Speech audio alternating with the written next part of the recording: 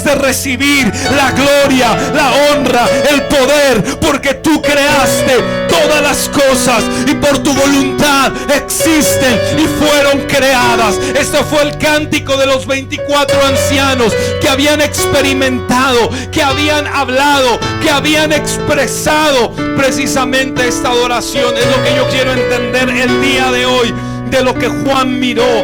Juan miró cómo estos seres angelicales cantaban.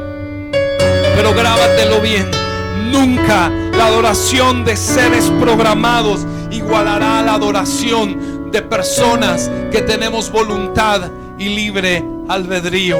Por eso cuando tú adoras con entendimiento, por eso cuando tú te levantas, por eso cuando tú le agradeces a Dios a pesar de tu situación, a pesar de tus circunstancias, a pesar de lo que estás viviendo, a pesar de lo que puedas vivir, cuando tú en tu casa, en tu hogar, levantas tus manos y le empiezas a dar gloria al que vive y reina, en ese momento, si 4 seres vivientes lograron poner de rodillas a todo el cielo y adorar al que está en el trono, imagínate cuando en la tierra seres mortales e imperfectos, con tantas debilidades, con tantas falencias, con tantas circunstancias, a pesar de, nos levantamos y empezamos a abrir nuestra voz y empezamos a declarar gloria al que vive y reina, gloria al que vive para siempre. Empezamos a proclamar que Él es bueno, que para siempre es su misericordia. Yo no sé si hay algún entendido que me esté mirando,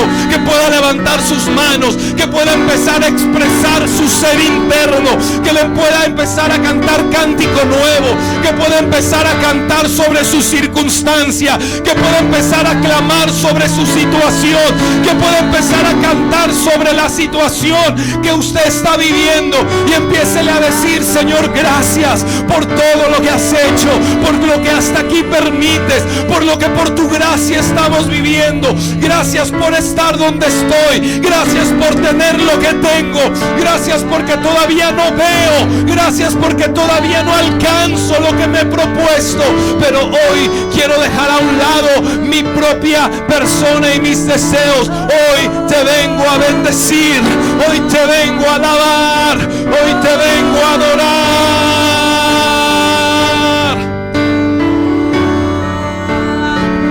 Gracias Dios, gracias Dios.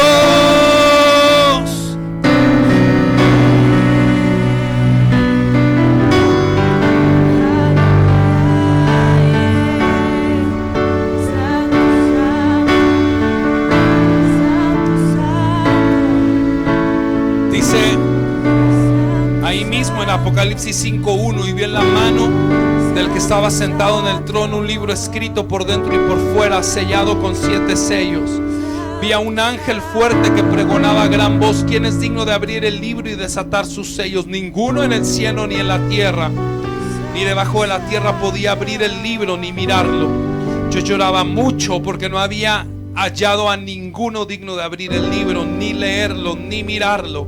Y uno de los ancianos me dijo: no llores, he aquí el león de la tribu de Judá, la raíz de David, ha vencido para abrir el libro y desatar sus sellos. Y miré en medio del trono y de los 4 seres vivientes, en medio de los ancianos, estaba en pie un cordero como inmolado, que tenía 7 cuernos, 7 ojos, los cuales son los 7 espíritus de Dios enviados por toda la tierra. Vino y tomó el libro cuando no había nadie que pudiera ni mirarlo. El cordero inmolado tomó el libro de la mano del que estaba sentado en el trono.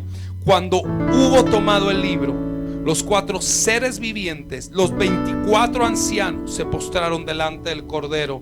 Todos tenían arpas, copas llenas de oro, copas de oro llenas de incienso, que son las oraciones de los santos, y cantaban un nuevo cántico diciendo: digno eres de tomar el libro y de abrir sus sellos, porque tú fuiste inmolado y con tu sangre nos has redimido para Dios de todo linaje y lengua y pueblo y nación, y nos has hecho para nuestro Dios reyes y sacerdotes, y reinaremos sobre la tierra.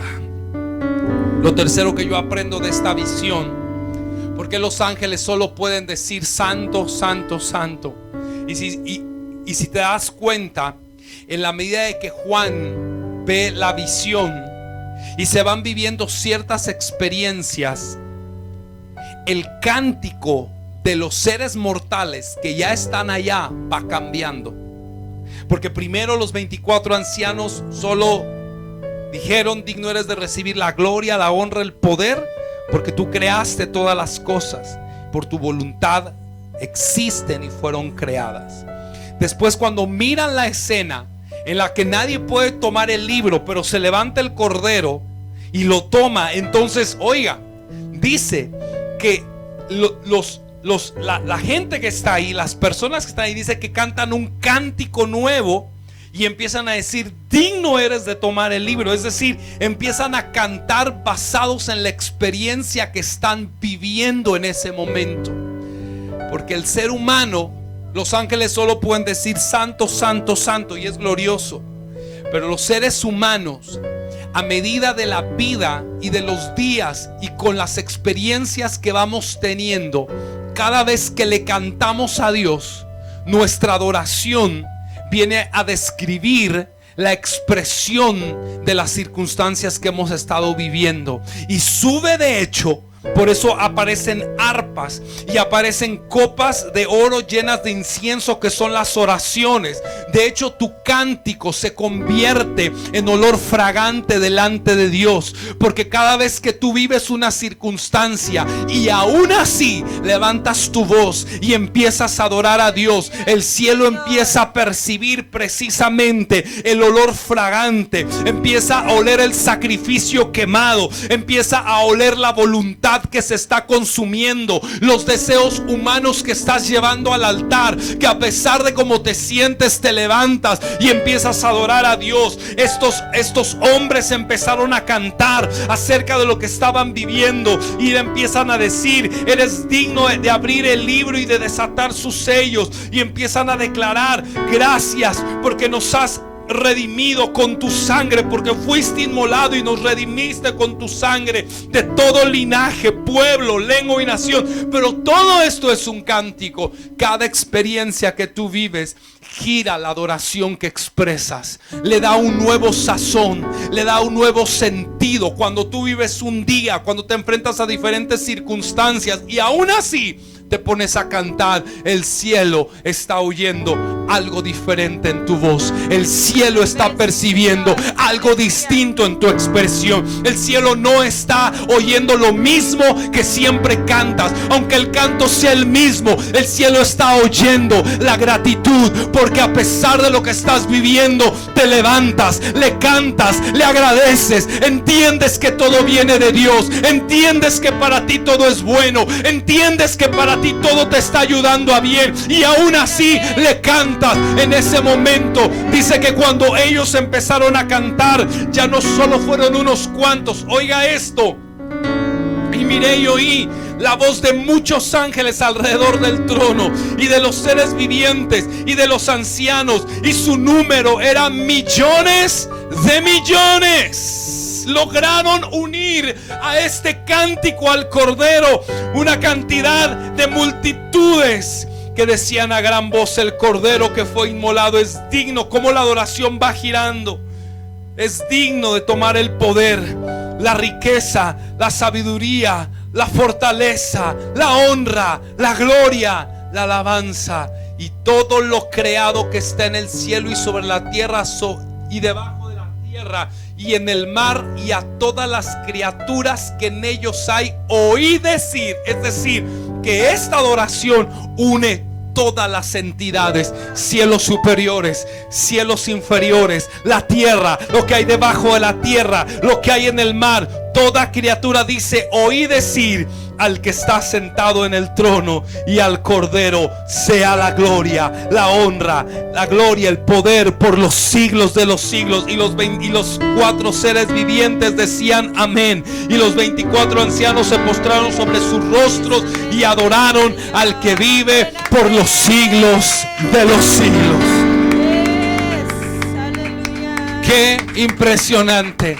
Qué impresionante, qué verdaderamente impresionante es poder comprender cómo Dios percibe nuestra adoración, cómo Dios anhela nuestra adoración, cómo Dios busca nuestra adoración. Porque recuerde que la Biblia dice que tales adoradores el Padre busca que le adoren. Dios está buscando qué es lo que conecta el cielo con la tierra. Y de hecho la manera más sencilla de conectar el cielo con la tierra es tu adoración. Cuando en medio de tu situación te levantas para cantar, en medio de tu circunstancia te levantas para bendecir el nombre de Dios. Padre, en este día hemos dedicado este tiempo para poder comprender un poco más acerca de la adoración, para que podamos saber que cada vez que nos enfrentamos a una situación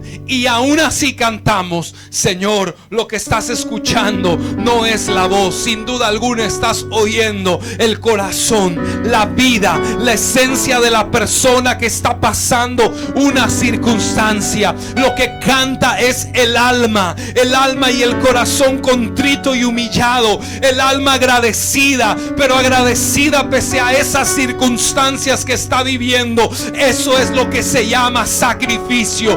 Eso es lo que se llama sacrificio de alabanza. Eso es lo que se llama fruto de labios que confiesan su nombre. Aquel que en medio de su situación abre su voz, abre su voz, abre su voz con alegría, con entusiasmo, con extravagancia. Aquel que en medio de todo lo que hace abre su voz y empieza a cantar a Dios, y empieza a alabarlo, y empieza a glorificarlo. Eso es lo que el cielo empieza a subir como olor fragante. Ese es el sacrificio grato delante de Dios. Por eso Hebreos dice: ofrezcamos delante del sacrificio de alabanza.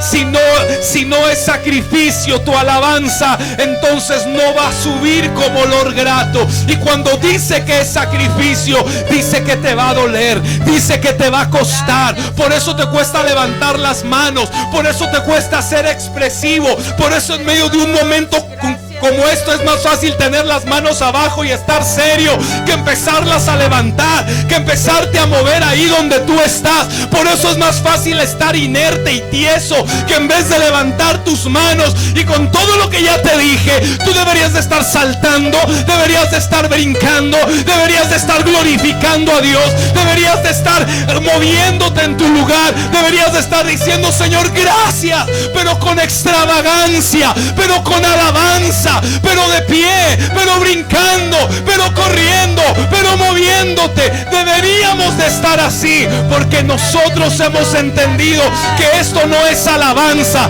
La Biblia no dice alabanza, dice sacrifica alabanza a Dios.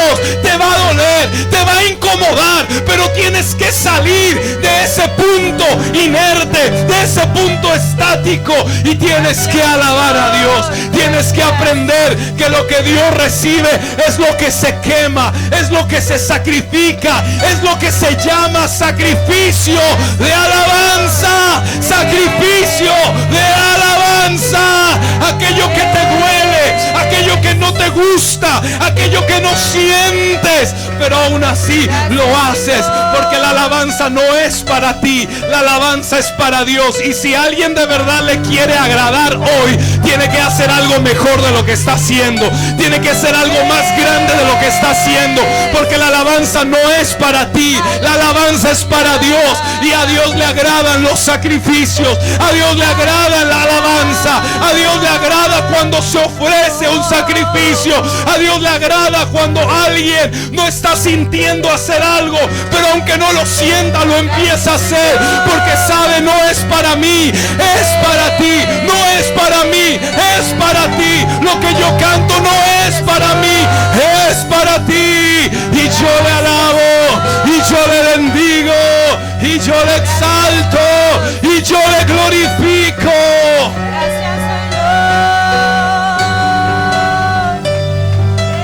Gracias, Dios. Si hay alguien que entienda esto, que levante sus manos, y le empiece a decir a Dios: se trata de ti, se trata de ti, se trata de ti, se trata de ti, no de mí.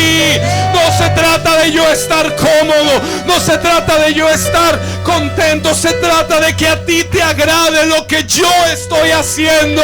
Así que ofrezcamos por medio de él a Dios siempre sacrificio de alabanza, es a saber, fruto de labios que confiesan su nombre. Si alguien entiende esto, que le alabe. Si hay algún entendido, que le alabe, que le bendiga, que salga de su comodidad, que irrumpa en adoración.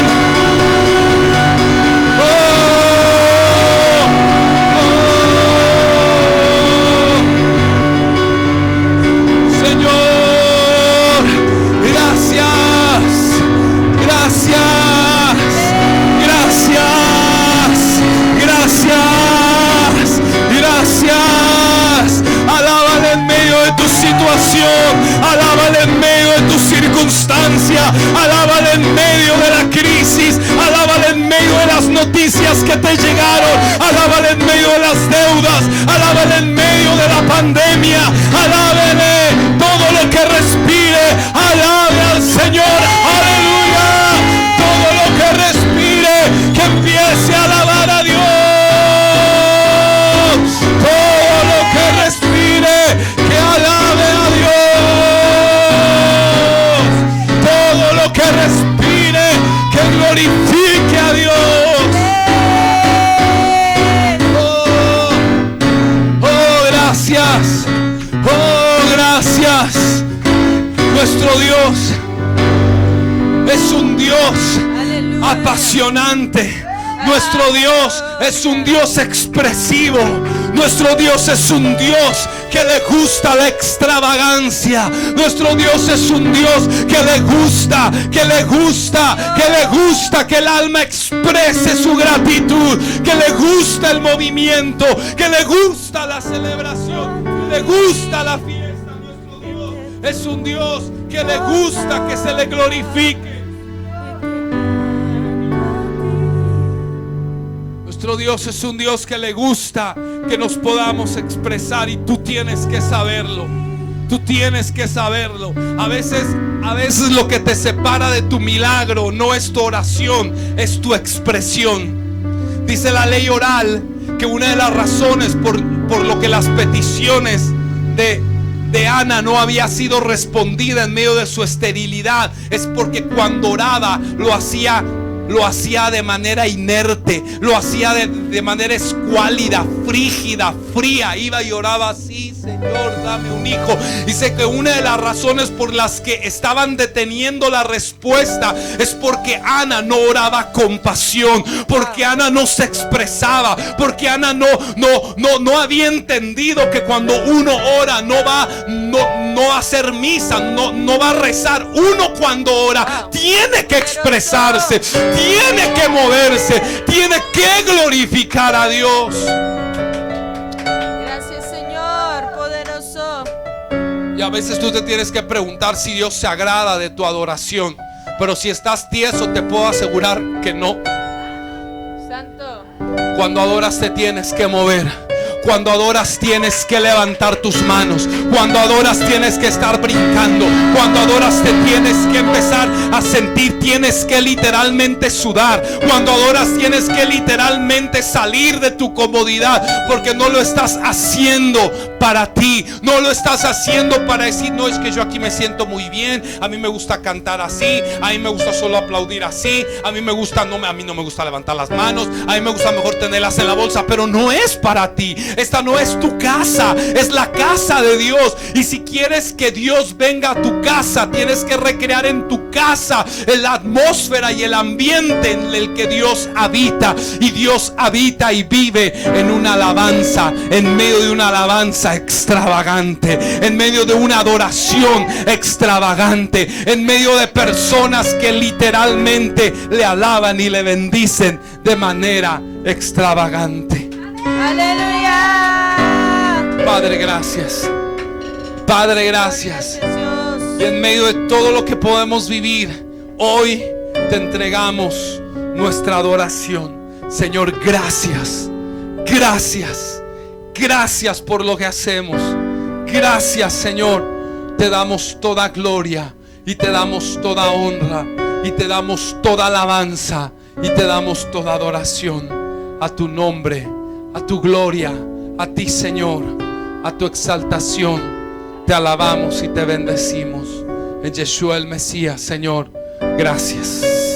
Gracias. Si usted lo entiende, denle un aplauso al Señor ahí en su hogar y bendiga el nombre de Dios. Bendiga el nombre de Dios.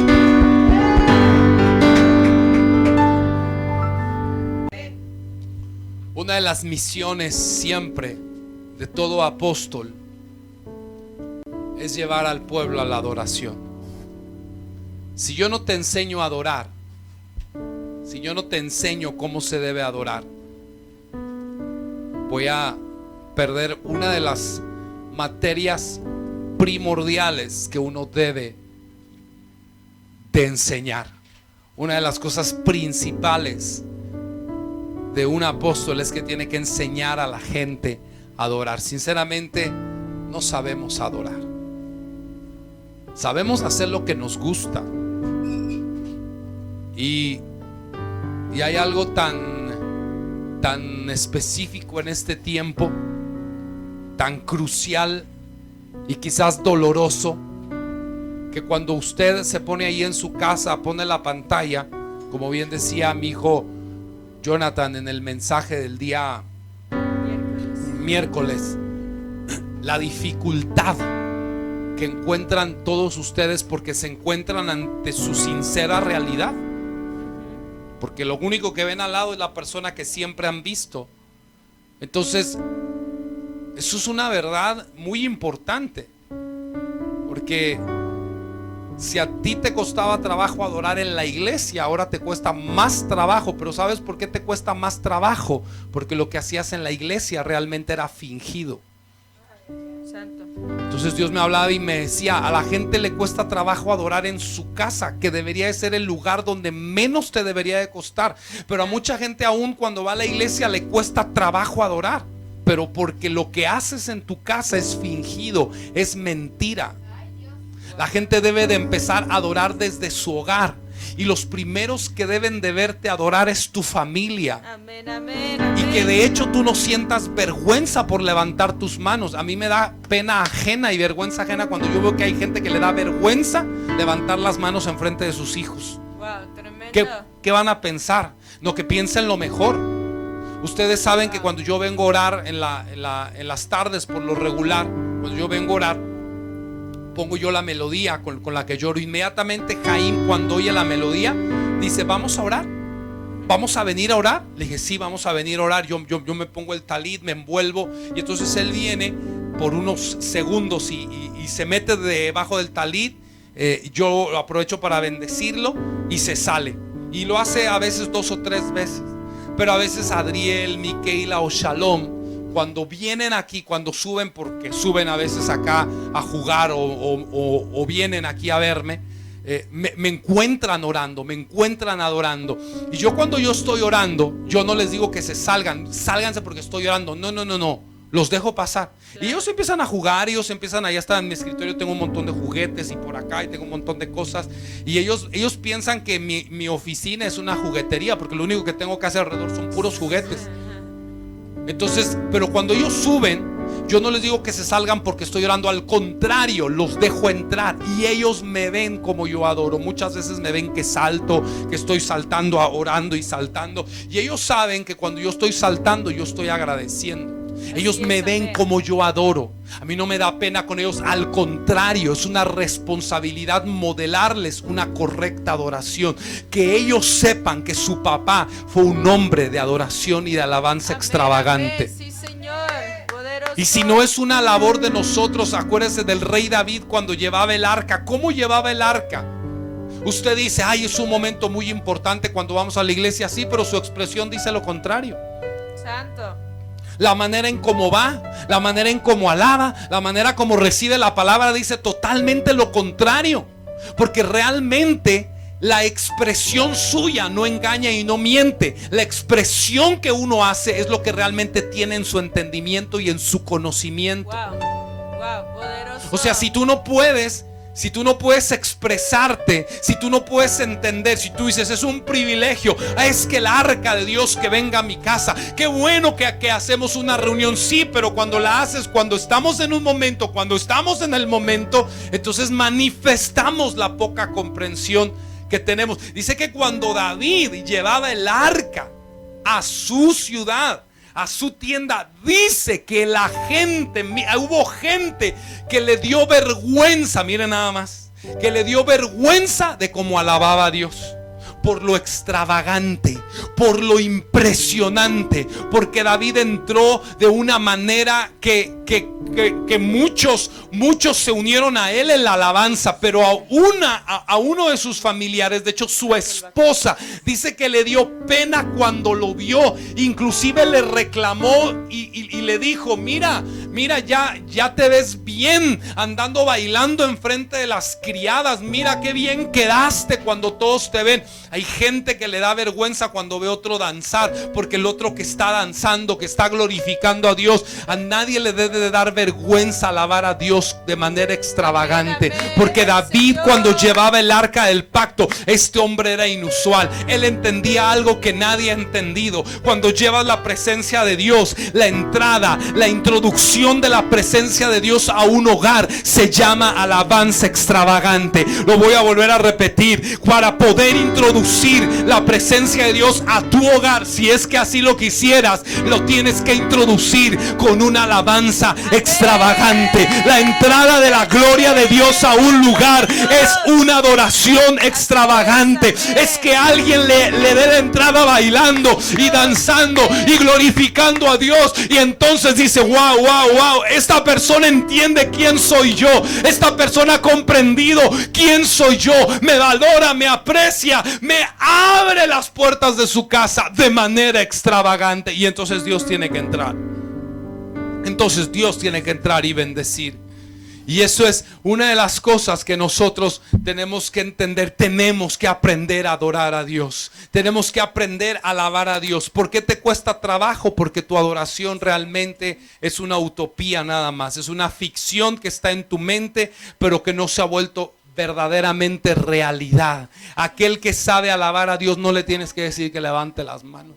Aquel que sabe alabar a Dios no le tienes que decir que brinque. Aquel que sabe alabar a Dios no le tienes que decir que se mueva. Aquel que sabe alabar a Dios lo hace de manera espontánea. Siente el momento, siente la unción, siente la palabra, siente el cántico, siente la alabanza y empieza a glorificar y empieza a danzar y no le tienes que decir.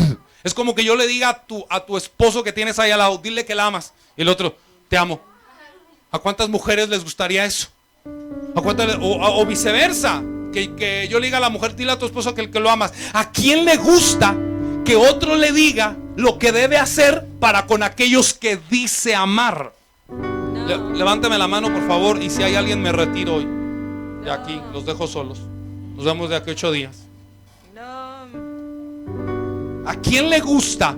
¿No se supone que si te ama? ¿No se supone que una de las manifestaciones del amor debe ser la espontaneidad, la locura, la extravagancia, el romanticismo? ¿A qué mujer no le gusta el romance? ¿Y a qué hombre no le gusta ser romántico? Pero ¿por qué se acaba el romance? Porque se acaba la comprensión de la persona a la que tienes. Santo Dios. Wow, tremendo. Porque se acaba el valor de la persona que está a tu lado. Porque se acaba el valor de lo que hay a tu alrededor. Cuando lo que hay a tu alrededor se vuelve cotidiano, se vuelve familiar, entonces tu expresión va con eso. ¿Sí? Para nosotros Dios debe ser una vida de amor y de pasión todos los días. Una vida de amor A veces yo cuando me levanto a orar, vengo a orar, a veces realmente estoy muy cansado y a veces la oración no la hago tan intensa como me gusta hacerla. Y cuando termino de orar digo: Señor, realmente perdóname, estaba muy cansado, pero ayúdame para la siguiente vez que yo me presente delante de ti pueda hacerlo de manera extravagante. Porque a mí me gusta hacerlo, pero hay veces que a uno se le va porque está cansado, porque a veces la mente se te va, te pones a pensar en otra cosa. Pero siempre estoy atinado en evaluar la manera en cómo oré. Cuando termino de orar digo: ¿cómo fue? ¿Cómo me fue orando? ¿Cómo es que voy a platicar con Dios? O cuando voy a orar, voy a decir: yo voy a ir a una cita importante. Siempre evalúo esa parte, porque no quiero que mi relación con Dios se vuelva cotidiana. De hecho, yo quiero siempre que mi relación con Dios se vuelva como mi relación con mi esposa, renovarse, que cada día sea vivaz, que cada día sea de una manera extravagante. Y a lo mejor usted no entiende porque nunca ha amado, pero algún día que ame usted me va a comprender a mí. Porque cuando uno ama, uno busca experimentar esa pasión extravagante. ¿Estamos bien? ¿Cierto? Ya deja pues de jugar porque me estresa. Oiga esto. Bueno, eso es como para la adoración. Quiero mostrarle a usted el día de hoy algo importante.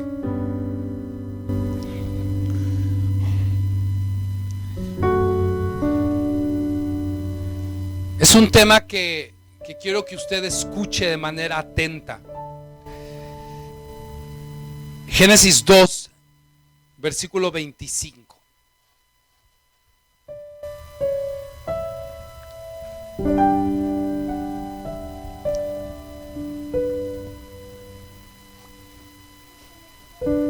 Dice: y estaban ambos desnudos, Adán y su mujer, y no se avergonzaban. Oiga esto: y estaban ambos desnudos, Adán y su mujer, y no se avergonzaban. Lo voy a volver a repetir una tercera vez. Y estaban ambos desnudos. ¿Cómo estaban? Desnudos. Adán y su mujer, y no se avergonzaban. Y luego dice el siguiente versículo, ese 3:1: pero la serpiente era astuta más que todos los animales del campo que el eterno Dios había hecho, la cual dijo a la mujer: con que Dios os ha dicho, no comáis de todo árbol del huerto. Ahora présteme la absoluta atención a lo que le voy a decir. En Génesis 2:25, la palabra desnudo, es una palabra muy importante. La palabra hebrea detrás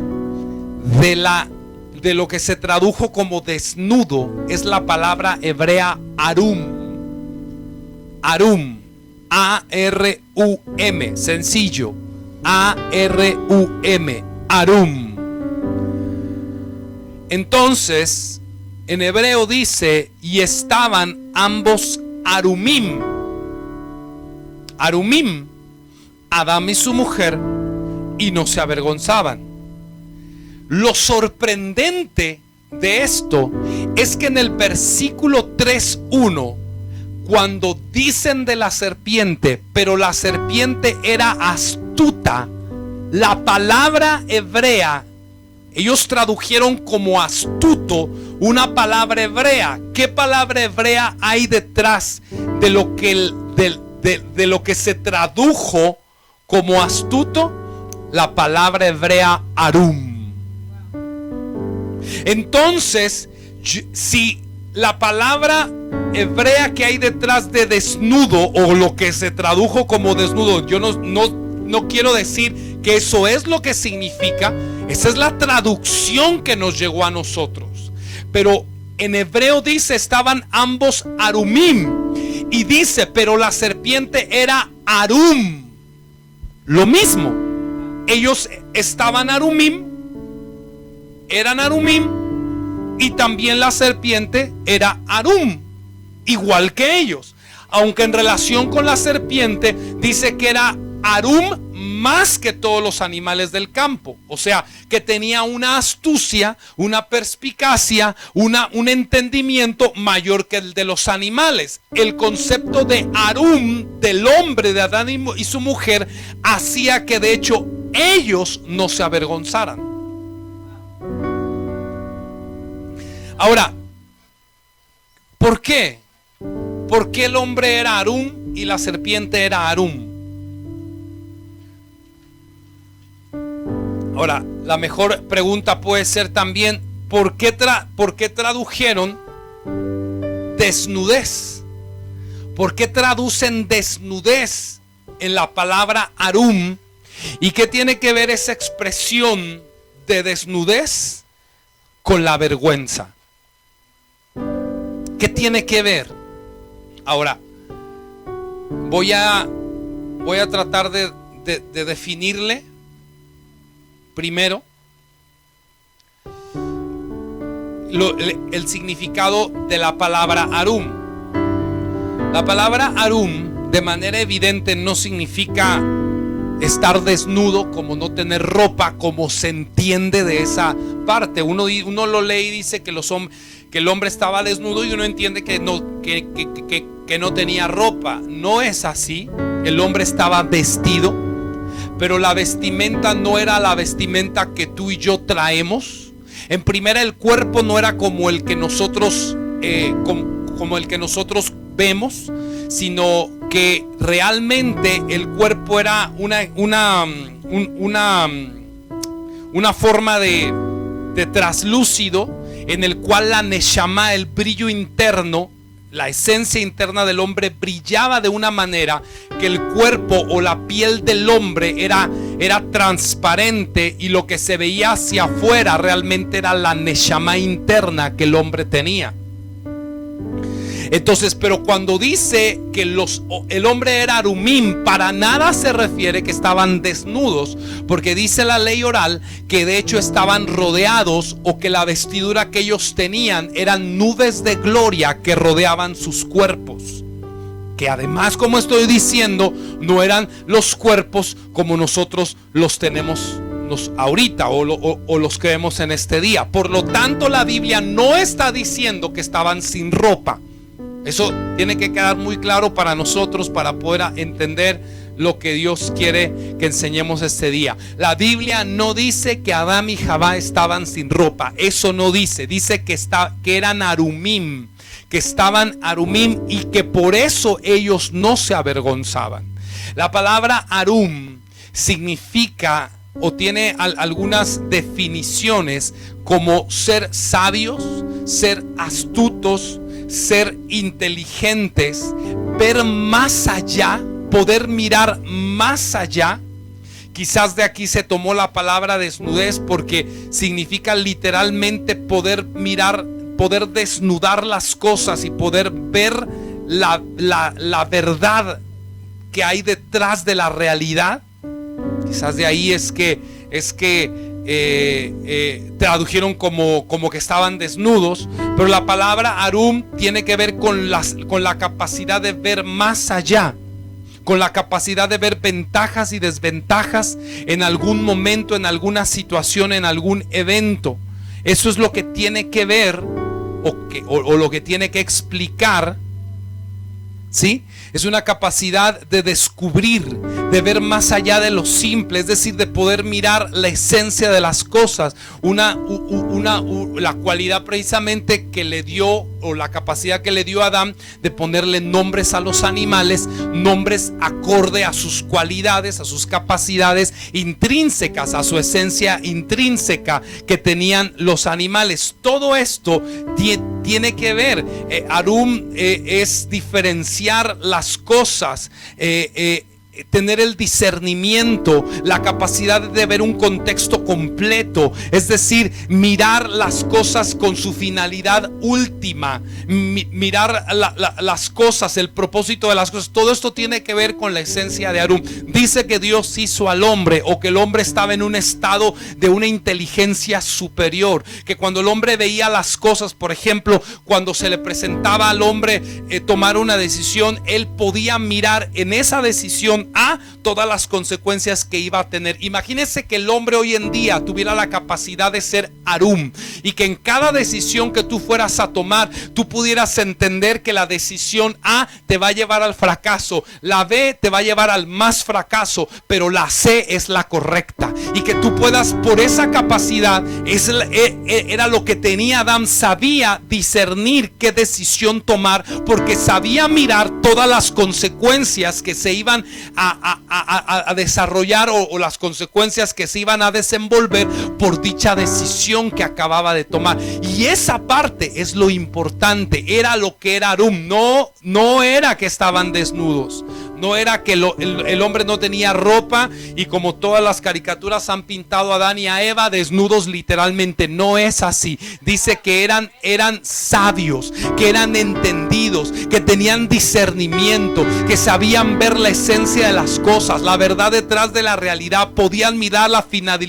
finalidad última o el propósito de algo. Lo podían discernir. Y dice la Biblia, ojo acá, y dice la Biblia que por esa razón, por esa razón es que de hecho ellos no se avergonzaban. ¿Por qué no se avergonzaban? Porque no se equivocaban, porque no había una disociación. ¿Qué pasa en tu vida cuando después de que tomas una decisión te equivocas? ¿Qué es lo que siente el hombre cuando toma una decisión? Cuando dice, me voy a ir por este camino que es el mejor, que yo entiendo que es el mejor, y por ese camino precisamente te fue peor. ¿Cuál es la sensación que siente el hombre cuando toma una decisión en su entendimiento que de hecho le lleva al fracaso? ¿Cuál es el sentimiento? Si lo podemos definir en una palabra, el sentimiento es un sentimiento de vergüenza, de avergonzarnos. Cada vez que el hombre se equivoca, lo que el hombre de hecho percibe en su espíritu es vergüenza. Entonces, cuando dice la Biblia que Adán era Arum, y dice, y no se avergonzaba. ¿Por qué? Porque como sabía lo que iba a suceder después de tomar ciertas decisiones, sabía qué decisión tomar, entonces por eso es que no se avergonzaba. Ahora, preste atención. ¿Qué hay detrás de la falta de reconocimiento ante un error? ¿Por qué el hombre, ¿sí? ¿Por qué el hombre no le es fácil reconocer que se equivocó? La raíz de todo es el orgullo. Pero el orgullo lo que protege es un sentimiento. ¿Por qué el hombre no le gusta decir fui yo? ¿Por qué no nos gusta reconocer nuestros errores? ¿Por qué a las personas le dicen quién fue y no dicen fui yo, me equivoqué, perdónenme, se me fue? ¿O por qué tienes que indagar tanto? ¿Por qué el hombre busca las alternativas para no decir simplemente fui yo, me equivoqué, asumo la responsabilidad? ¿Por qué? La raíz de todo es el orgullo, pero lo que el hombre protege es no ser avergonzado, no quedar en vergüenza. Lo que nos da es vergüenza. Entonces, como el hombre no quiere tener, el hombre huye de ese sentimiento de vergüenza por orgullo. Hoy el hombre es por orgullo. Y Adán, aunque no conocía el orgullo, se va a dar cuenta, que se entró después, se va a dar cuenta que aún así huyó de la confrontación. Y de hecho hay una cosa que hoy aprendí de Génesis 2, de Génesis 3 del pecado, es que Adán nunca dijo yo pequé. No hay un reconocimiento de Adán. Nunca dijo yo pequé. Yo dije, a ver, otra vez, porque lo estaba oyendo, lo estaba mirando, lo estaba entendiendo, lo estaba viendo. Dije, wow, es cierto. Adán nunca dijo pequé. Dice que Dios, dice la Biblia que Dios le dijo, reconoce tu falta y ya. Dice que Adán dijo no. Entonces dijo, bueno, entonces tengo que ponerte todas las trabas, tengo que maldecir la tierra por amor de ti, tengo que multiplicar el dolor de las preñeces. Y como Adán no lo dijo, Javá lo imitó, y todos lo imitaron, y nadie pudo decir yo pequé. El primero que de hecho dijo eso en la historia bíblica es Jehudá. Fue el primero que dijo, ella no pecó, fui yo. El primero que asumió la parte de la responsabilidad y asumió el hecho de enfrentar la vergüenza. Ahora, vamos a leerlo en la Biblia.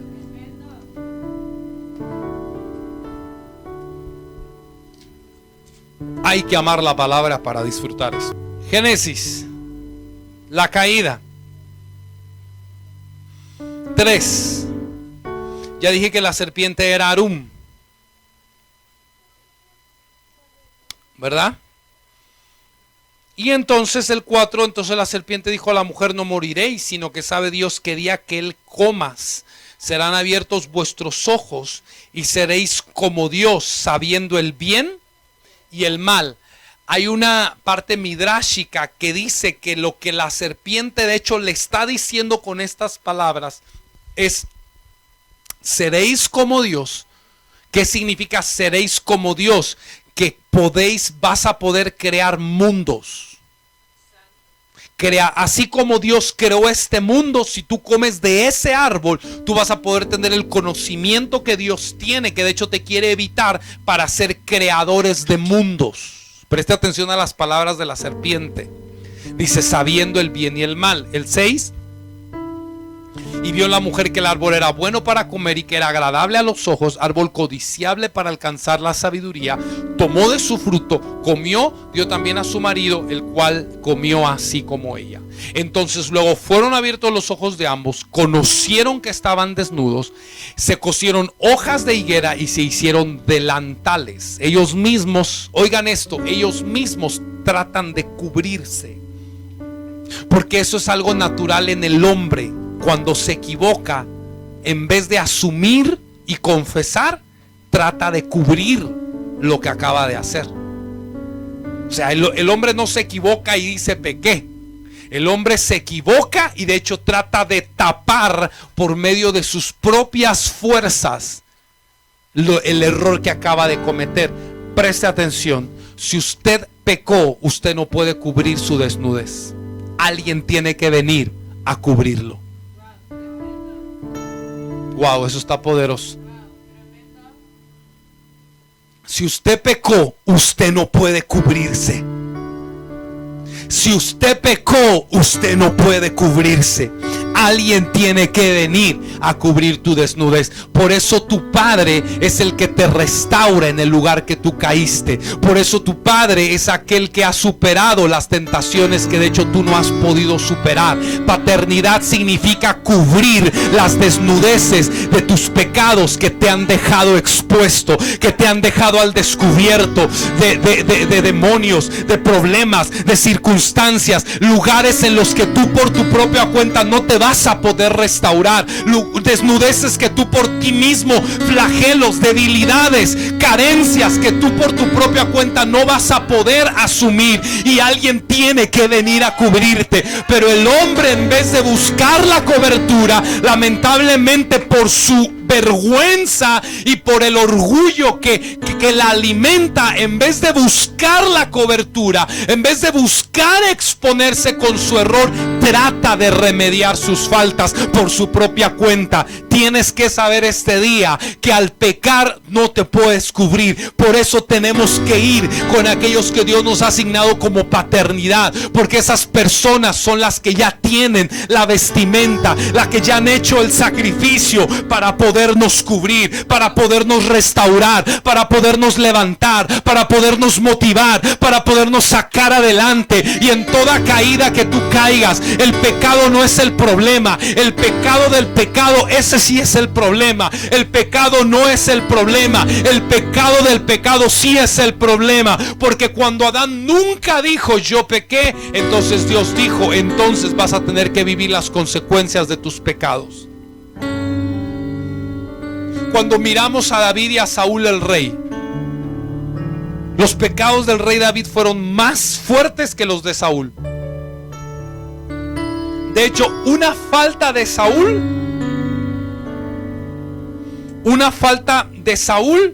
realmente se comparó a un acierto de David.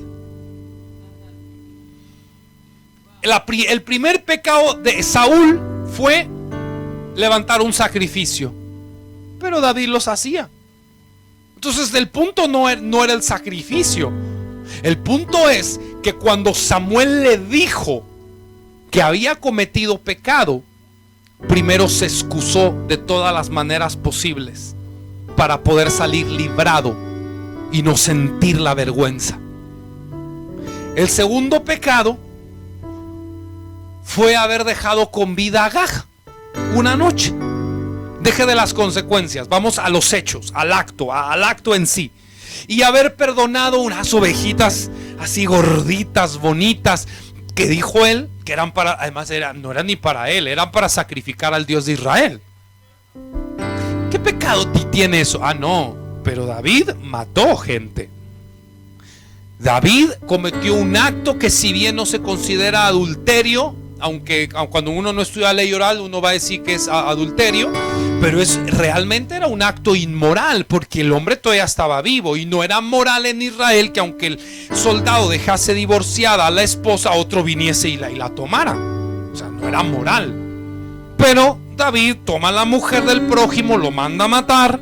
David cometió errores que, a no dudarlo, tienen notas muy fuertes. Pero ¿cuál es la diferencia de Saúl y David? Que Saúl siempre se excusaba y al final decía pequé. Y David siempre decía pequé, no importa qué excusas haya. Esa es la diferencia. La diferencia de David es que cuando Natán viene y le dice a un hombre que tenía 4 ovejas, que tenía un montón de ovejas, uno que tenía uno, el hombre que tenía un montón de ovejas se le antojó un asado y dijo: voy a hacerme un asado, pero no quiero usar de las mías. Bueno, no, para él dice que llegó un viajero y entonces dice: le voy a quitar a este pobre la suya de una vez. Y entonces dice: ¿Tú cómo ves? Natán le dice a David: ¿tú cómo ves? ¿Tú cómo juzgas este caso? Dice: el hombre debe de morir. Entonces Natán le dice: eres tú. Y cuando le dice eres tú, imagínese, ¡pum!, el golpe que siente, se le bajó la sangre 800,000 veces, así, y una más, se le bajó. En ese momento se sintió, y entonces dijo: pequé. Al instante dijo: pequé. Y entonces Natán le dijo: pues el Señor ha remitido tu pecado, no morirás, porque el pecado no es el problema, el pecado del pecado es el problema, y el pecado del pecado es la falta de reconocer tus errores. El problema es que te excusas. Es que la primera metralla que sueltas son excusas, justificaciones de tus actos, en vez de decir de bote pronto: he pecado. Porque eso es lo que Dios quiere escuchar. Cuando regresamos a la narrativa de Génesis, entonces dice que el hombre trata de cubrirse. Por eso usted necesita un padre, alguien que le cubra sus desnudeces, alguien que todos, yo también, todos necesitamos. Yo recuerdo una de las principales razones por la que nosotros llegamos a la paternidad y fue tan fuerte en nosotros, es porque teníamos una desnudez que, a no dudarlo, nada la iba a cubrir. La desnudez que yo tenía se llamaba orfandad. Entonces, cuando yo conozco a papá Mario, una de las cosas que me impacta de su vida es el flagelo que yo reconocí que tenía. Necesitaba un padre. Yo lo que tenía se llamaba orfandad. Y claro, primero me confrontó y me dijo lo que pasa. O sea, él no me dijo, es que hijito mío, chulo, tú tienes orfandad. No me dijo así, me dijo, es que tú tienes corazón de vecindad. O sea, es lo mismo, tienes orfandad. Pero me dijo así de ¡pum! Me dijo, es que tú tienes corazón de vecindad porque tú amas a todos. Y entonces fue cuando yo me paré y dije, pues entonces yo quiero que usted sea mi papá. Para amar solo a uno, ya que usted es el que me lo vino a revelar, ya que Dios le dio la sabiduría. Y Faraón le dijo a José, ya que Dios te dio la sabiduría para saber lo que viene, el que tiene la sabiduría, que sabe lo que viene, también tiene la capacidad de administrar lo que viene. Ya que Dios le dio la sabiduría para decirme mi flagelo y mi debilidad y cubrir mi falta, Dios también le dio a usted la capacidad de poderla cubrir. Por lo tanto, quiero que sea mi papá. Eso fue lo que le dijo Faraón a José. Ya que Dios te hizo saber lo que viene, entonces tú lo vas a administrar. Porque el que tiene el entendimiento del Arum también tiene la capacidad de administrar lo que está mirando. Ahí está el principio. Wow. ¿Quién te lo revela? Ese es, ahí está. Quien te dice que te hace falta un padre, ese es tu padre. Y yo hoy le tengo que decir a todos los que me ven que necesitan un padre. Necesitan alguien que les cubra las desnudeces.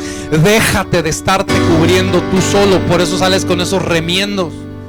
Así como Shalom Viti a veces, que se viste solita, que se va a cubrir.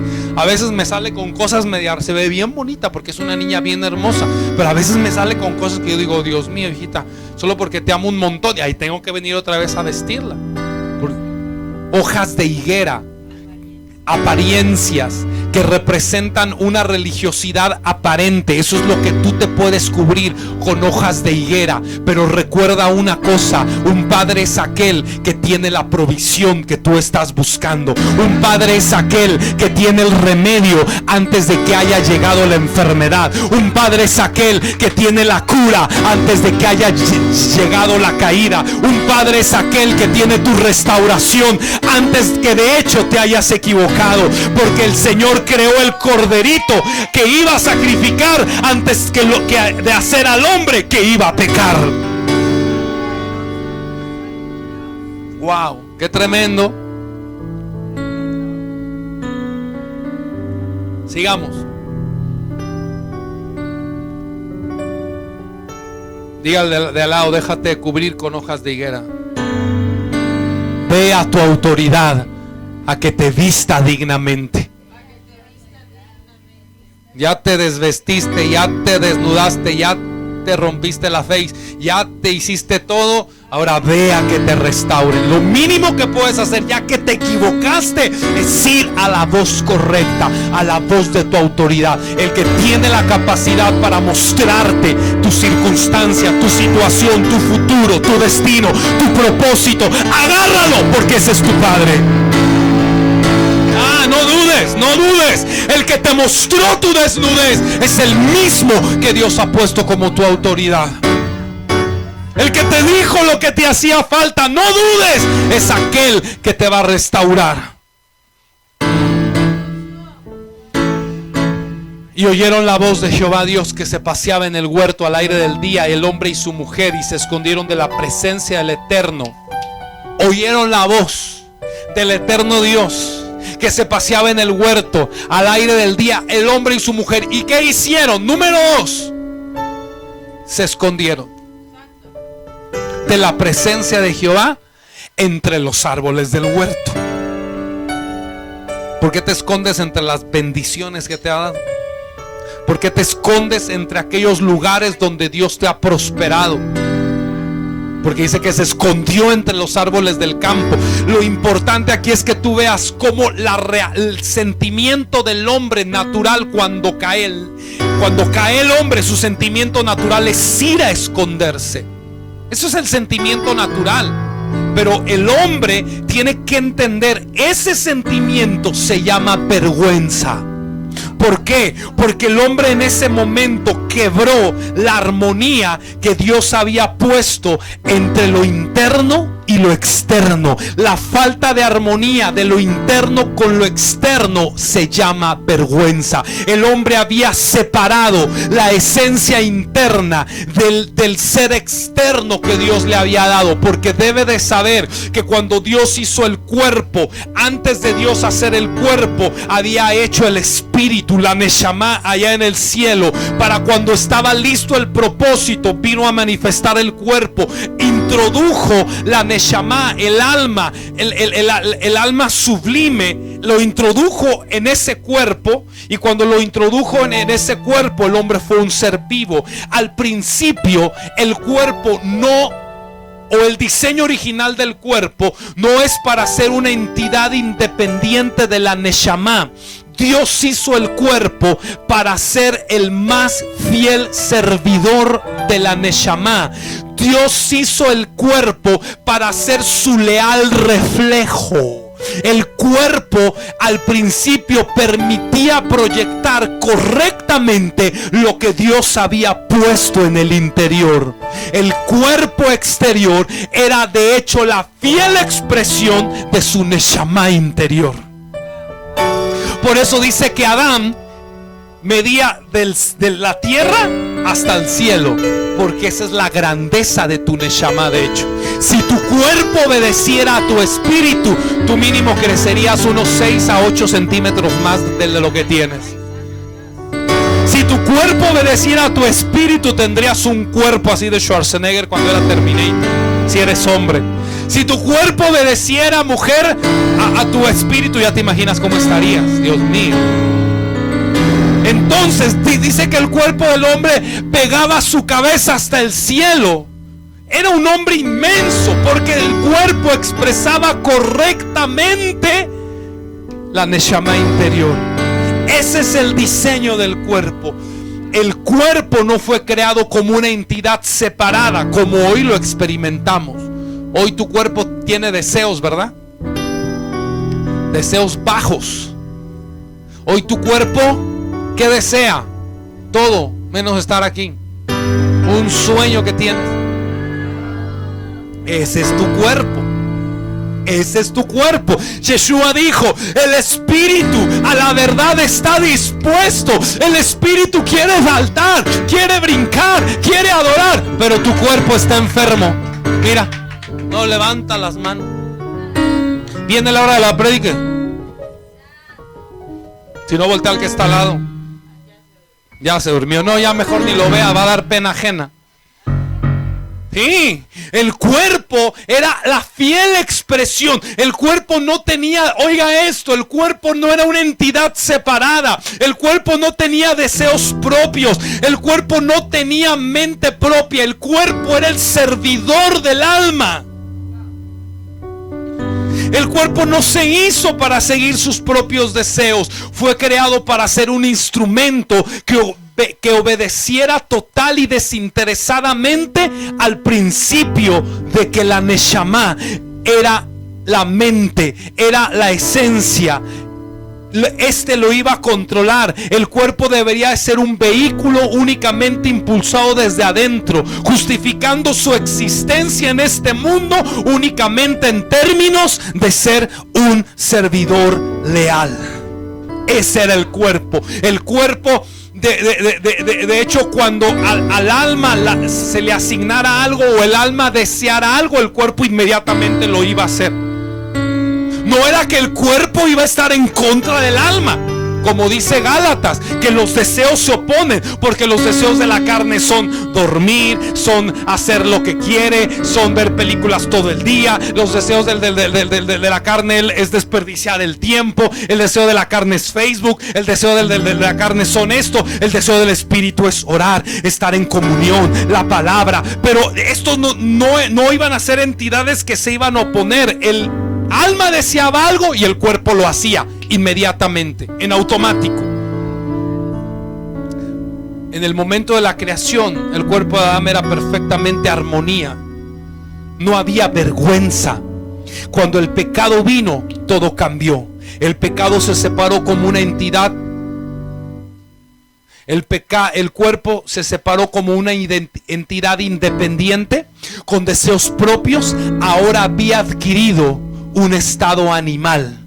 Ahora que era gobernado por el Yetzer Hará, ahora se levantó como un marido, como un amo cruel y déspota que gobierna la Neshama, como un hombre fuerte que obliga a hacer al alma lo que él quiere. La vergüenza, de hecho, es el dolor que siente la Neshama al ser traicionado por su cuerpo. Es decir, el espíritu desea algo, pero el cuerpo hace otra cosa. Y cuando el cuerpo hace lo que la Neshama no quiere, pero el cuerpo sí quiere, entonces en ese momento lo único que se percibe es vergüenza. Te avergüenzas de tus actos. Vino el otro y te hizo enojar. Tú sabes en tu Neshama que debes de callarte y pedir un milagro, pero ¿qué hace tu cuerpo? Te controla. No, cállese, yo voy a responder. Y tú también. Y entonces, ¿y la Neshama qué siente? Vergüenza. Porque al ratito el cuerpo te abandona, ¿verdad? El cuerpo te abandona. Y entonces ¿qué dices? Ay, ¿por qué le respondí? Me debía haber quedado callado. Si hubiera pedido mi milagro, ya estuviera casada. Si hubiera pedido mi milagro, ya hubiera llegado mi promoción, ya hubiera pagado mi deuda, ya hubiera prosperado. ¿Por qué le respondí? Y ahí viene la vergüenza. Ahora lava.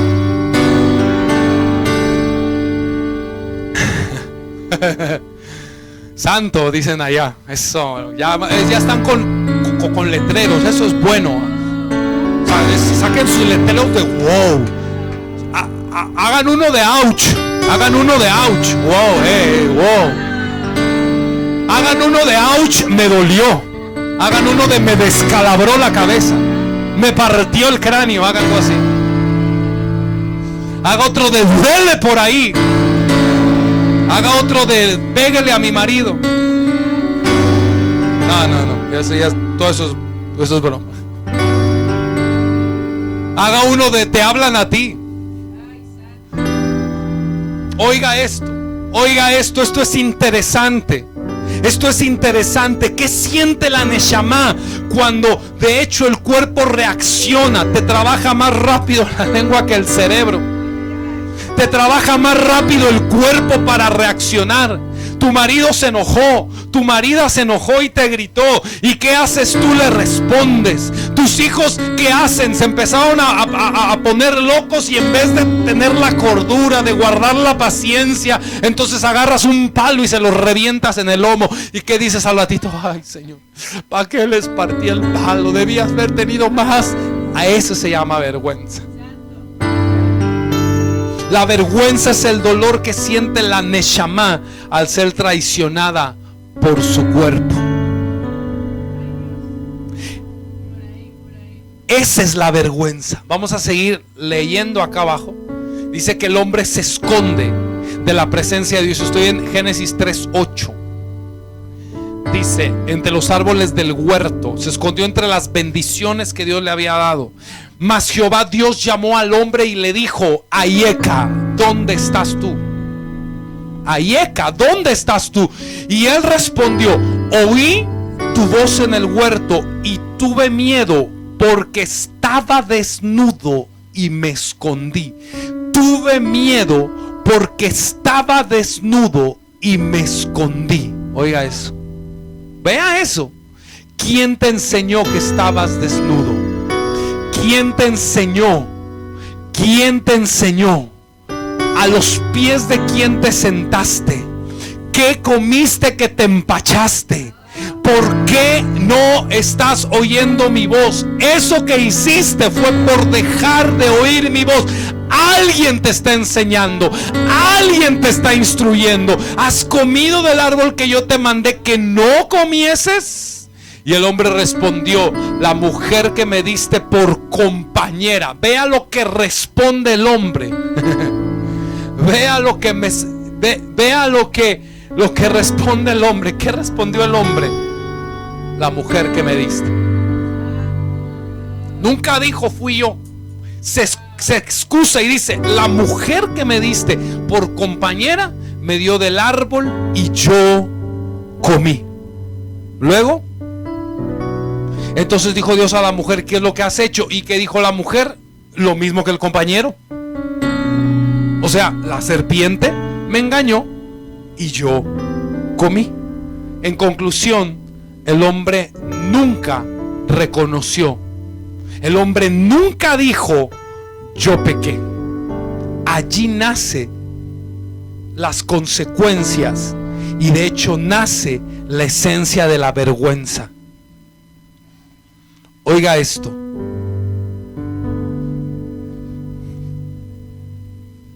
Cuando el hombre pecó, el Yetzer Hará entró en el hombre, creando una entidad nueva, deformada, expresada en un marido déspota, como un hombre fuerte que tiene esclavo a la Neshama y al propósito que Dios le puso adentro. Por eso el apóstol Pablo en Romanos 7:1 dice: ¿acaso ignoráis, hermanos, pues hablo con los que conocen la ley, que la ley se enseñorea del hombre en tanto que éste vive? Porque la mujer casada está sujeta por ley al marido. Toda mi vida que yo estudié hasta hace algunos años, este pasaje nunca entendí por qué el apóstol Pablo me está hablando de la fe, de otras cosas bien bonitas, y luego mete este tipo de axioma que todo el mundo entiende. La mujer casada está sujeta por ley al marido mientras vive, pero si el marido muere, ella queda libre de la ley del marido. Así que si en vida del marido se uniere a otro varón, será llamada adúltera. Pero si su marido muriere, es libre de esa ley, de tal manera que si se uniere a otro marido, no será adúltera. Nosotros sabemos que mientras estén vivos los cónyuges no se pueden divorciar, o no es correcto. Entonces dice que por ley están unidos, pero aquí no está hablando de eso natural. El apóstol Pablo aquí está comparado. El marido es el Yetzer Hará, y la ley que está hablando aquí es la ley del pecado. Y entonces el apóstol Pablo hace una comparación a ese pecado que entró en el hombre, que ahora se convirtió en el amo de la Neshama. Ahora la gobierna y la obliga a hacer a la Neshama lo que él quiere, como un marido déspota, pero que la Neshama no puede desvincularse porque no se puede divorciar. La única manera que la Neshama sea libre del Yetzer Hará es que el marido se muera. Santo. Así que si en vida del marido, dice, se une a otro, ¿qué pasa? Será llamada adúltera. Pero si su marido muere, no el suyo, el de la Neshama, es libre de esa ley, de tal manera que si se uniere a otro marido no será adúltera. ¿Y qué dice abajo? Así, aquí viene la comparativa. Oiga esto: así también vosotros, hermanos míos, habéis muerto a la ley del pecado, mediante el cuerpo de Mashiach. Es decir, cuando Yeshua viene y muere por usted y por mí en el madero, cuando muere en el madero por usted y por mí, en ese momento Yeshua estaba matando el Yetzer Hará. Estaba matando al marido déspota que había hecho esclava tu Neshama. Ya el marido fue muerto por la muerte de Yeshua HaMashiach, por ti y por mí en el madero. Ahora tú eres libre de la ley del pecado. Ahora te puedes levantar y casarte con aquel que murió por ti, que se entregó por ti. Esto es el Mesías. Somos libres de la ley del pecado.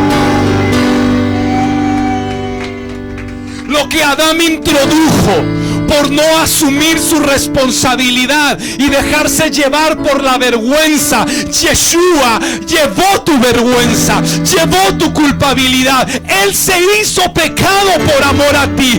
Él vivió vergüenza, Él asumió las cargas y fue exhibido en el madero para vergüenza pública. Pero esa vergüenza que era ilógica, que era contra la ley, de hecho rompió lo que Adán la falta de reconocimiento de Adán al introducir al marido déspota. El Mashiach Yeshua lo expulsó llevando tu vergüenza, porque a no dudarlo la palabra de Dios dice que llevó nuestra vergüenza, que llevó nuestro oprobio, que el precio de nuestra paz fue sobre Él y por su llaga hemos sido nosotros sanados. Ahora viene Yeshua, un hombre que nunca pecó, y lo que hace es llevar tu vergüenza y clavarla en el madero y matar en el camino a ese marido déspota.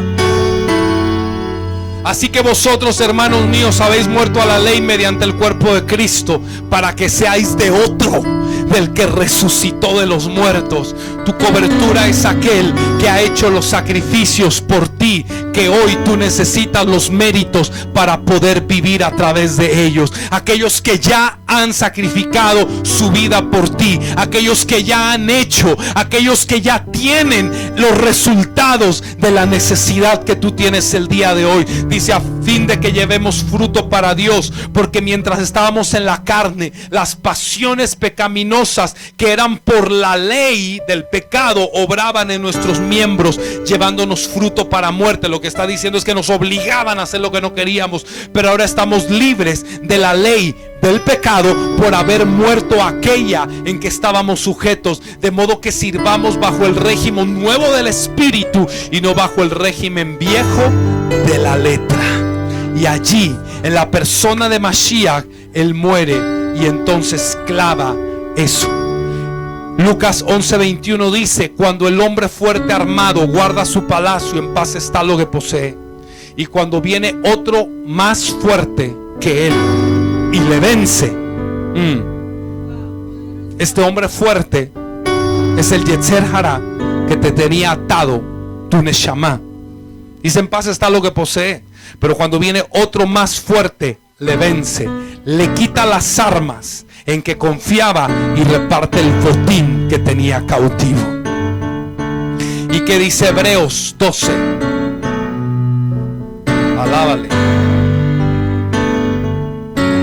La segunda parte la damos. ¿Cuándo la damos? Por tanto, nosotros también, teniendo en derredor nuestro tan grande nube de testigos, despojémonos de todo el peso y del pecado que nos asedia, y corramos con paciencia la carrera que nos está delante. 12:2. Puesto los ojos en el Jesús, autor y consumador de tu fe.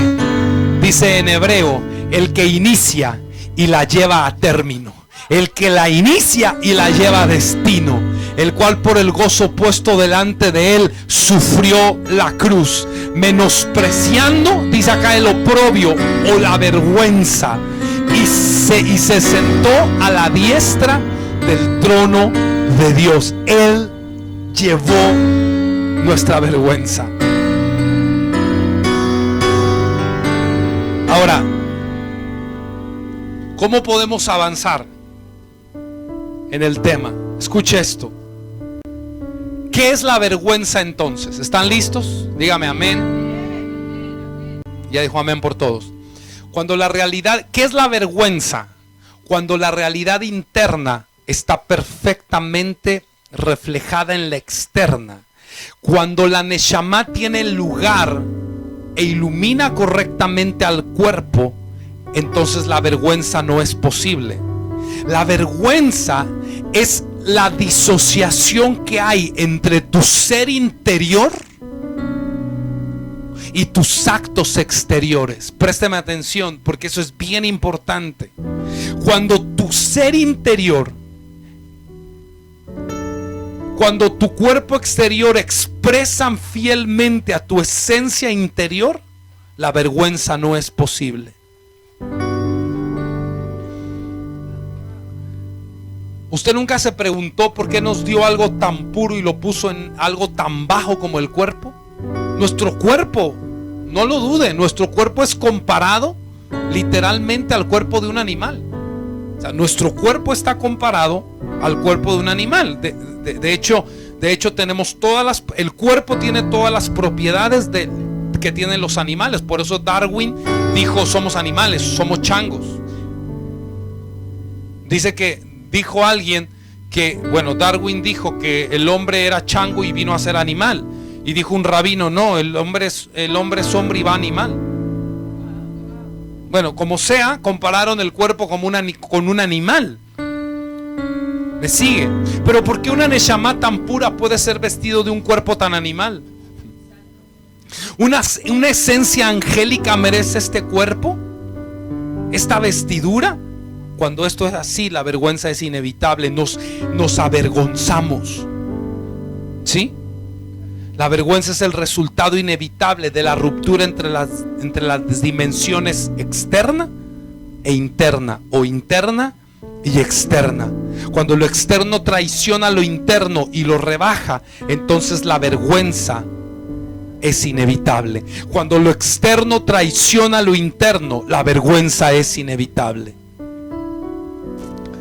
Todo esto vino por motivo del pecado. Ahora, ¿cómo lo podemos aplicar? Miren cómo lo vamos a aplicar. Todo esto que le acabo de decir es conocimiento, es historia. Ahora, ¿cómo lo podemos aplicar? Présteme atención los siguientes minutos en lo que yo le voy a compartir.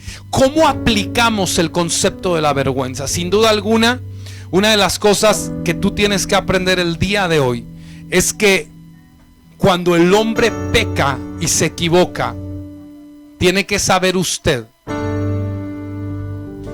tiene que saber linealmente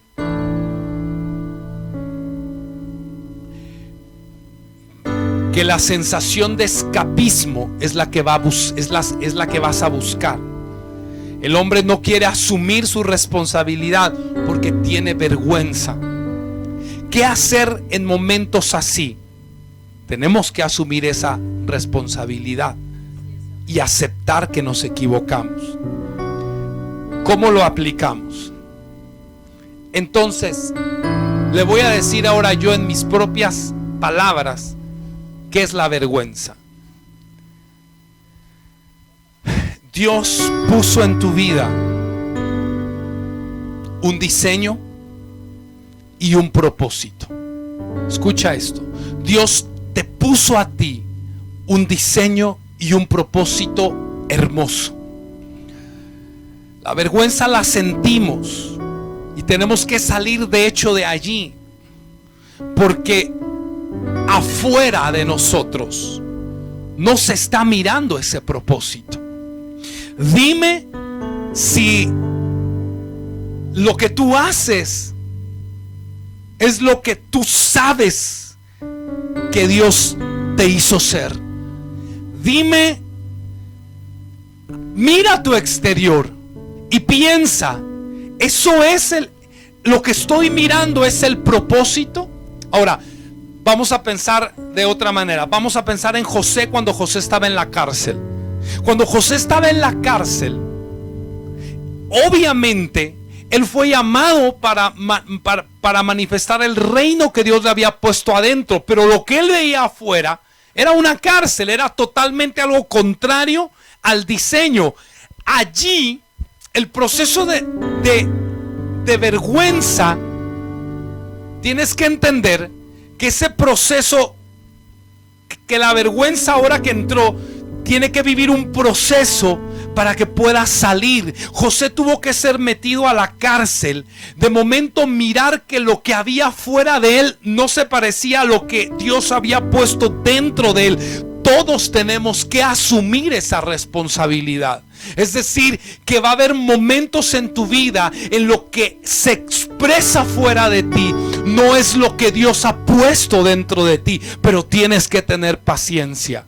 Hay dos maneras de vivir con esto. La manera de pecar avergonzarnos, pero huir a la responsabilidad, o la manera de asumir la vergüenza en la que nos encontramos, porque lo que hay afuera no expresa lo de adentro, y someternos a un proceso en Dios, someternos de hecho a un proceso de formación en Dios para quitar la vergüenza y que ahora nos podamos convertir, que podamos hacer que nuestro cuerpo exterior manifieste fielmente la esencia interior. Esa es la parte que tenemos que aplicarla en este día. No sé si me estoy explicando. Hay algo que Dios puso adentro de ti, que si tú te pones a pensar, no es lo que ves afuera de ti. Porque si Dios te llamó a ser millonario, ¿por qué no tienes ni un peso?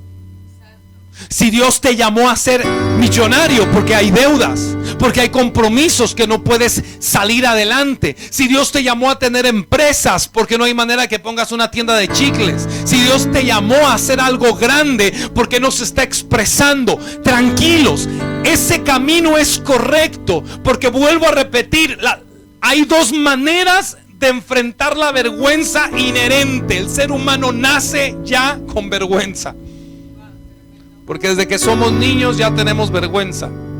Al menos no, si no nosotros consciente, pero sí de manera inconsciente, y nos tienen que cubrir. Pero todos los que nacen, algunos en estados precarios, algunos en estados de pobreza, algunos quizás con mayor dinero pero con falta de felicidad, o padres divorciados, si se dan cuenta, todo eso es vergüenza, porque eso no es diseño original.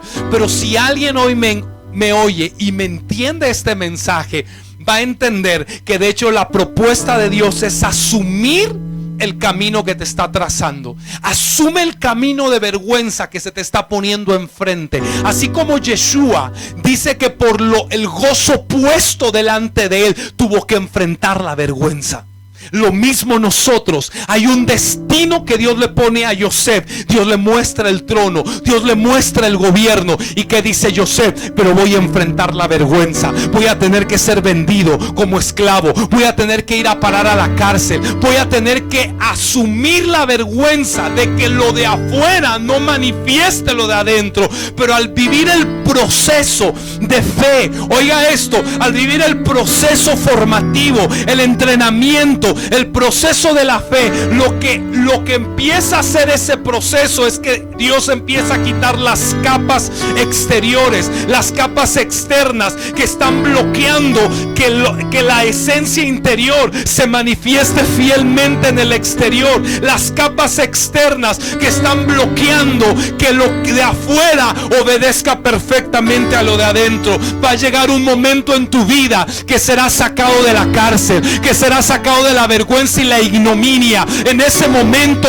todo el que te vea te pondrá a gobernar. Faraón te va a mirar y te va a preguntar y te va a decir: tengo este problema, pero a ti Dios ya te dio la sabiduría, ya te dio la capacidad. Y Faraón te va a decir: por cuanto Dios te ha dado el entendimiento para decirme las cosas, entonces tú tienes que gobernar en todo mi trono. Ese es el momento en el que cuando asumes la vergüenza, enfrentas el proceso, lo de adentro empieza a manifestarse hacia afuera, y lo de afuera empieza a obedecer a lo de adentro. Es decir, que llega un momento en el que la vergüenza será quitada. Pero aquellos que no asumen este proceso van a tener que vivir en un proceso de equivocarse, avergonzarse y esconderse, equivocarse, avergonzarse y esconderse.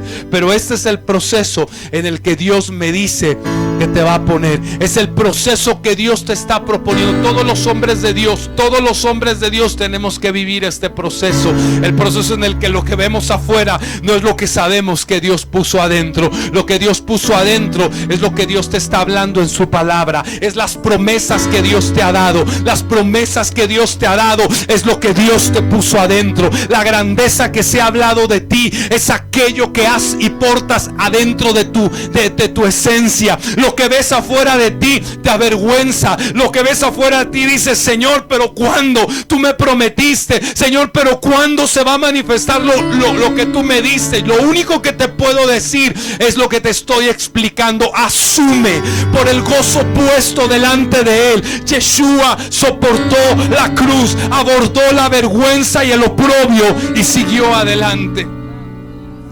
Ahora te lo voy a decir con un texto de la Biblia. Romanos 5, versículo 1.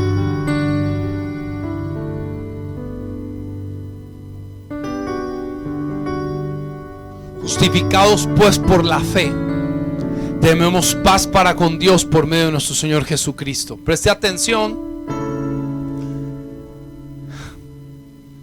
porque por quien tenemos entrada por la fe a esta gracia en la cual estamos firmes y nos gloriamos en la esperanza de la gloria de Dios.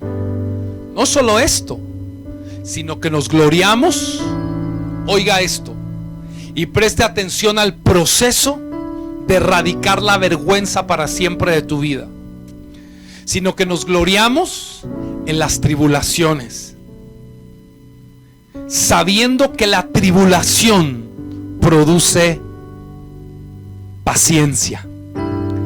La paciencia produce prueba. En hebreo ahí aparece carácter probado, o templa el carácter. Y la prueba, esperanza. Y la esperanza no avergüenza. Y la esperanza no avergüenza. Allí, cuando una persona pasa la tribulación, va a producir paciencia. La paciencia te va a templar el carácter, te va a dar un carácter probado, y ese carácter probado te va a llevar a la esperanza, y la esperanza ha quitado la vergüenza. La esperanza es aquella que echa fuera de ti la vergüenza, y entonces cuando llegas a ese momento, en cualquier lugar que tú te pares, y esto será literal, en cualquier lugar que tú te pares, no tendrás que avergonzarte, porque la esencia que tienes adentro se empezará a manifestar afuera de ti, y lo que hay afuera de ti va a empezar a obedecer a la esencia que hay dentro de ti, y las cosas que hay fuera de ti van a empezar a obedecer. Todo se va a empezar a acomodar, todo se va a empezar a poner. Todo lugar donde pises, Dios te lo entregará. Allí se empiezan a cumplir las promesas grandes de Dios, las promesas manifiestas. Josué, todo lo que pises yo te lo voy a dar. Donde quiera que José estaba, Dios estaba con él y lo hacía prosperar. En cualquier valle de lágrimas lo cambian por fuentes. Es el momento en el que las cosas se van a tener que empezar a manifestar. Y escúcheme bien, si usted vive su proceso, ese momento va a llegar. Ese momento va a llegar. Si usted vive su proceso, la Biblia no miente, y dice la palabra de Dios: la esperanza no avergüenza. Cuando llegas ahí, cuando llegas a un momento en el que has sido procesado, pero has aguantado, pero te has mantenido, que la fe te ha llevado a entrar en tribulación. ¿Qué es la fe? Lo que has creído. Lo que has creído te está llevando a estas circunstancias, a las situaciones. Alguien me va a decir: pero es que desde que yo creí empezaron a tener problemas. Claro, porque la tribulación empieza a ser el primer purificador de tu vida, para poder quitar las capas, la oscuridad, aquello que está bloqueando tu interior. Dice la Biblia literalmente que cuando el hombre pecó, se adhirieron capas. La Neshama se apagó adentro, y cuando la Neshama se apagó, entonces apareció esta piel que tenemos nosotros, una piel oscura. Por más güeros que usted esté, la piel es oscura, porque la piel de usted bloquea el brillo interior que tiene usted. O sea, yo lo máximo que ve, dice que cuando Adán pecó, todas las frutas, la sandía estaba en el árbol, pero sin cáscara. Usted iba al árbol de sandía, usted bajaba una sandía así, sin cáscara. ¿Te imaginas una sandía sin cáscara, sin tener que pelarla? El coco, un coco sin cáscara. La nuez sin cáscara, así peladita, a la boca. ¿Usted se imagina eso? Pero dice que cuando Adán pecó, oiga eso, dice que cuando Adán pecó, las cáscaras se pegaron a las frutas. Prac, prac. El coco, la sandía, el mango, todas las frutas, la papa, la pera, la toronja, todas las frutas, las nueces, todos empezaron a tener cáscaras. Eso también le pasó al hombre. Escuche bien, por favor.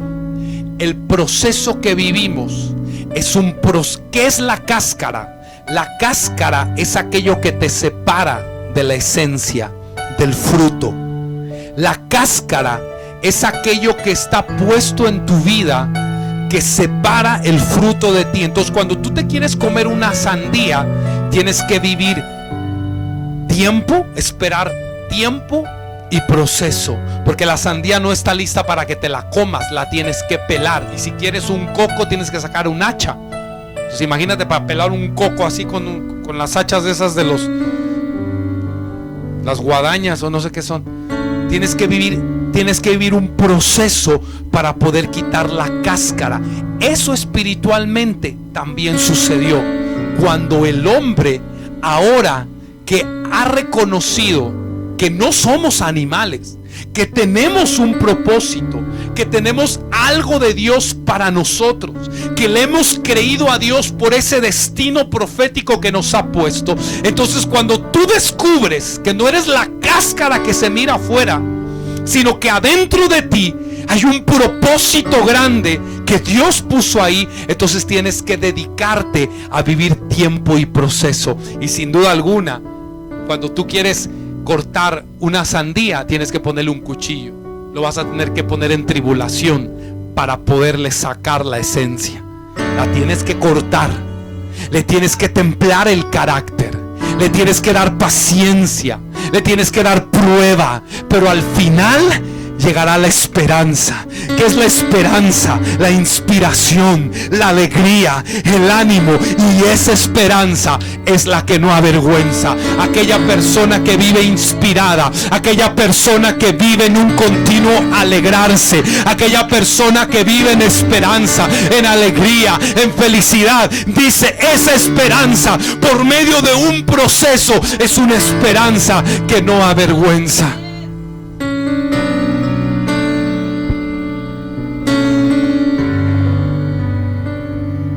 Ahora, ¿qué tengo que hacer? Oiga esto, estoy terminando. ¿Qué tengo que hacer?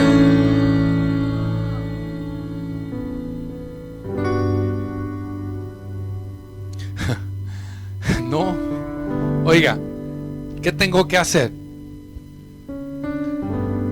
Viva en esperanza.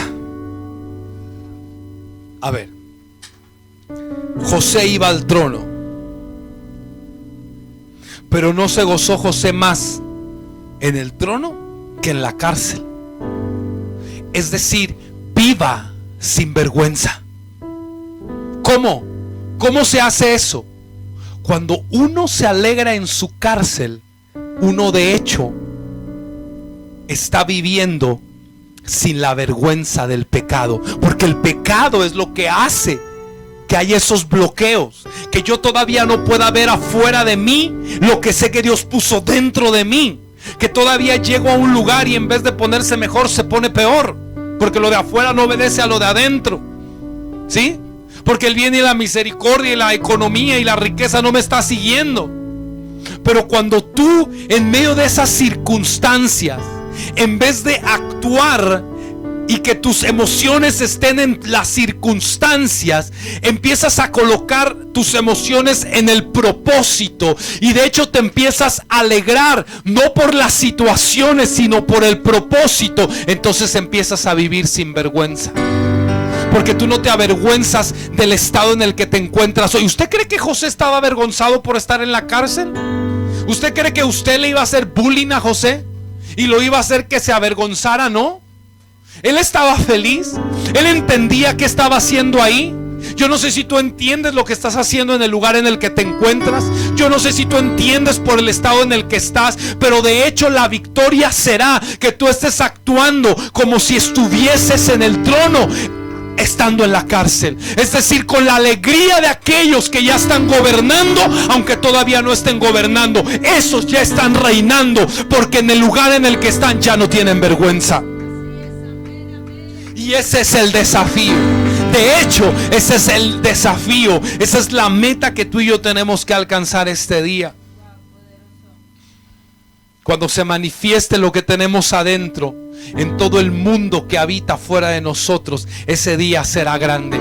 Pero tú no te vas a poder llegar allí si no te gozas hoy, que todavía no lo has visto. Si no te alegras hoy, que todavía estás en medio de la dificultad. Si no te alegras hoy como si de hecho ya estuvieras allá. Por eso Yeshua dice, Él estaba viendo el gozo, Él estaba viendo ya la victoria, Él estaba ya viendo el trono en el que se iba a sentar. Él ya estaba viendo la promesa de Dios, porque Dios no miente. Pero si mientras yo estoy aquí, si mientras yo estoy pasando por aquí, Dios me quiere así, yo me gozo. Y de hecho, literalmente haces algo, quitas la vergüenza.